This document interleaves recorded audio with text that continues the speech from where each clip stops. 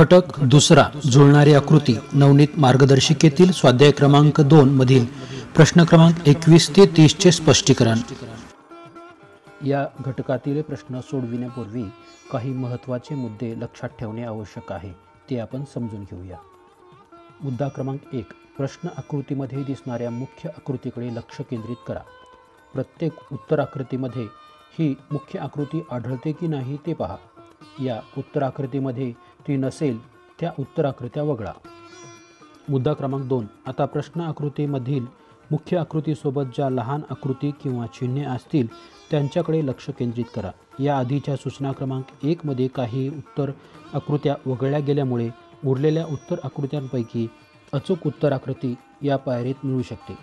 मुद्दा क्रमांक 3, जर मुख्य आकृतीसोबत एकापेक्षा अधिक लहान आकृत्या चिन्हे असतील तर एका वेळी एकाच लहान आकृतीवर चिन्हावर लक्ष केंद्रित करा।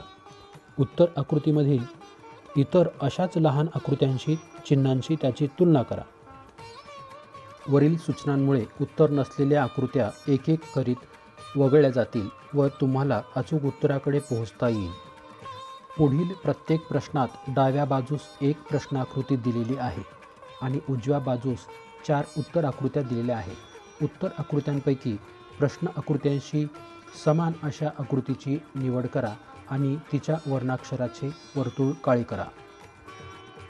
जुळणारी आकृती या घटकातील प्रश्न क्रमांक 21 तुमच्यासमोर दिसतो आहे। प्रथम दर्शनी उत्तर आकृत्यातील A क्रमांकाची आकृती आणि C क्रमांकाची आकृती ही प्रश्न आकृतीपेक्षा भिन्न दिसत असल्यामुळे आपण त्या दोन्हीही आकृत्या कट करणार आहोत। आता काळ्या ठिपक्यावरती लक्ष केंद्रित करून आकृत्यांची तुलना केली असता B क्रमांकाच्या आकृतीमध्ये हा काळा ठिपका दिसत नसल्यामुळे B क्रमांकाची आकृती आपण कट करणार आहोत। शेवटी शिल्लक राहिलेली D क्रमांकाची आकृती आणि प्रश्न आकृती या एकमेकीशी तंतोतंत जुळत असल्यामुळे आपण या आकृतीचे वर्तुळ हे काळे करणार आहोत।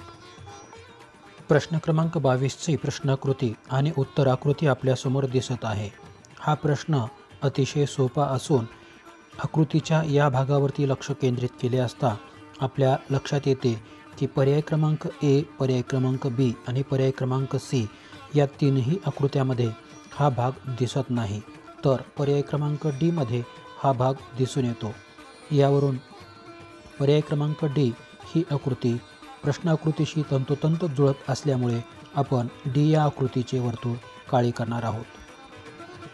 प्रश्न क्रमांक 23च्या प्रश्नाकृतीमधील या भागावरती लक्ष केंद्रित केले असता A क्रमांकाची आकृती त्याच्याशी जुळत नसल्यामुळे आपण ती कट करणार आहोत। यानंतर प्रश्न आकृतीतील या भागावरती लक्ष केंद्रित करून आकृत्यांची तुलना केली असता पर्याय क्रमांक B आणि पर्याय क्रमांक D या दोन्हीही आकृत्यामध्ये हा भाग आढळून येत नसल्यामुळे या दोन्हीही आकृत्या आपण कट करणार आहोत।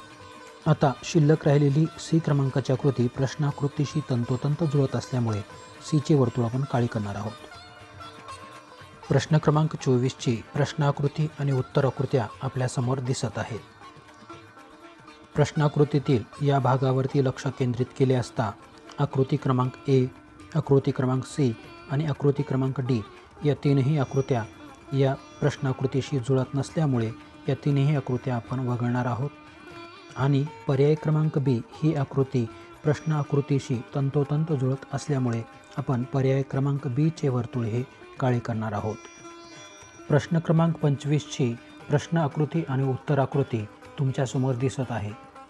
या प्रश्नाकृतीच्या या भागावरती लक्ष केंद्रित केले असता आपणास असे लक्षात येते की पर्याय क्रमांक B आणि पर्याय क्रमांक C या दोन आकृत्यामध्ये हा भाग नसल्यामुळे या दोन्ही आकृत्या आपण कट करणार आहोत।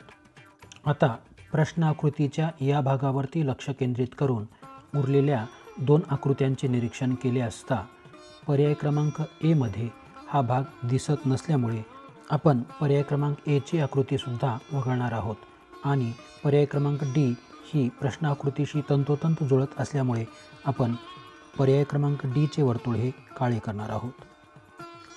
प्रश्न क्रमांक 26 मधील पर्याय क्रमांक B ची आकृती ही प्रश्न आकृतीपेक्षा वेगळी असल्यामुळे प्रथमच तिला कट करणार आहोत। आता प्रश्न आकृतीच्या या भागावरती लक्ष केंद्रित करून उत्तर आकृत्यांचे निरीक्षण केले असता पर्याय क्रमांक A आणि पर्याय क्रमांक D या दोन्ही आकृत्यामध्ये हा भाग दिसत नसल्यामुळे आणि पर्याय क्रमांक सी मध्ये हा भाग तंतोतंत जुळत असल्यामुळे आपण पर्याय क्रमांक सी चे वर्तुळ हे काळे करणार आहोत. प्रश्न क्रमांक 27 मध्ये प्रश्न आकृतीच्या या भागावरती लक्ष केंद्रित करून आपण आकृत्यांची तुलना केली असता पर्याय क्रमांक सी आणि पर्याय क्रमांक डी मध्ये हा भाग वेगळा दिसून येतो. त्यामुळे आपण सर्वप्रथम हे दोन्ही पर्याय कट करणार आहोत आणि पर्याय क्रमांक बी मधील लहान वर्तुळांची जागा ही वेगळीच असल्यामुळे हा पर्यायसुद्धा चुकीचा आहे. म्हणून पर्याय क्रमांक ए हा प्रश्न आकृतीशी तंतोतंत जुळत असल्यामुळे त्याचे वर्तुळ आपण काळे करणार आहोत. विद्यार्थी मित्रांनो, प्रश्न क्रमांक 28 ची प्रश्नाकृती आणि उत्तर आकृत्या आपल्यासमोर दिसत आहेत. आपण चुकीचा एक एक पर्याय कमी करत योग्य उत्तर मिळवण्याचा प्रयत्न करतो आहोत. प्रश्न आकृतीतील या भागावरती लक्ष केंद्रित करून इतर आकृत्यांची तुलना केली असता आपणास असे लक्षात येईल की पर्याय क्रमांक ए, पर्याय क्रमांक बी आणि पर्याय क्रमांक सी या तीनही आकृत्यांमध्ये हा भाग दिसून येत नाही किंवा चुकीच्या पद्धतीने आहे. म्हणून आपण हे तीनही पर्याय कट करणार आहोत आणि पर्याय क्रमांक डी आणि प्रश्नाकृती या दोन्हीही एकमेकाशी तंतोतंत जुळत असल्यामुळे आपण डी क्रमांकाचा पर्याय हा काळा करणार आहोत. आता प्रश्न क्रमांक 29 ची प्रश्नाकृती आणि उत्तर आकृती आपल्यासमोर दिसते आहे. उत्तर आकृत्यांकडे पाहता क्षणी आपल्या लक्षात येते की बी क्रमांकाच्या आकृतीमध्ये काळा भाग नसल्यामुळे ही आकृती वेगळी आहे. म्हणून आपण ही आकृती कट करणार आहोत. आता प्रश्न आकृतीतील बाणासारख्या या भागावरती लक्ष केंद्रित करून उत्तर आकृत्यांशी तुलना केली असता पर्याय क्रमांक सी हा पण चुकीचा दिसतो. म्हणून आपण तोही पर्याय कट करणार आहोत. आता प्रश्न आकृतीतील डॉलरसारख्या या चिन्हावरती लक्ष केंद्रित करून पर्याय क्रमांक ए आणि पर्याय क्रमांक डी यांच्याशी तुलना केली असता पर्याय क्रमांक ए मध्ये हे चिन्ह उलटे दिसत असल्यामुळे हा पर्यायही आपण कट करणार आहोत. शेवटी शिल्लक राहिलेला पर्याय क्रमांक डी हा प्रश्न आकृतीशी तंतोतंत जुळतो आहे. म्हणून डीचे पर्याय आपण काळे करणार आहोत. विद्यार्थी मित्रांनो, प्रश्न क्रमांक 30 ची प्रश्न आकृती आणि उत्तर आकृती तुमच्यासमोर दिसते आहे. प्रश्न आकृतीच्या या भागावरती आपण लक्ष केंद्रित करून उत्तर आकृत्या पाहिल्या असता पर्याय क्रमांक ए आणि पर्याय क्रमांक डी मध्ये हा भाग वेगळ्या पद्धतीने दिसून येतो. म्हणून आपण हे दोन्हीही पर्याय कट करणार आहोत. आता प्रश्न आकृतीतील या काळ्या टिंबावरती लक्ष केंद्रित करून शिल्लक राहिलेल्या आकृत्या तपासल्या असता पर्याय क्रमांक बी मध्ये हे काळे वर्तुळ नाही. म्हणून हा पर्याय आपण कट करणार आहोत. तर सी क्रमांकाची आकृती प्रश्नाकृतीशी तंतोतंत जुळत असल्यामुळे त्याचे वर्तुळ आपण काळे करणार आहोत. विद्यार्थी मित्रांनो, यापुढील स्वाध्याय प्रश्न आपण नवीन व्हिडिओमध्ये पाहणार आहोत. अशाच माहितीपूर्ण व्हिडिओ पाहण्यासाठी माझे स्मार्ट मराठी शिक्षक हे यूट्यूब चॅनल सबस्क्राईब करून बेल आयकॉन प्रेस करायला विसरू नका. तेव्हा पुन्हा भेटूया. धन्यवाद.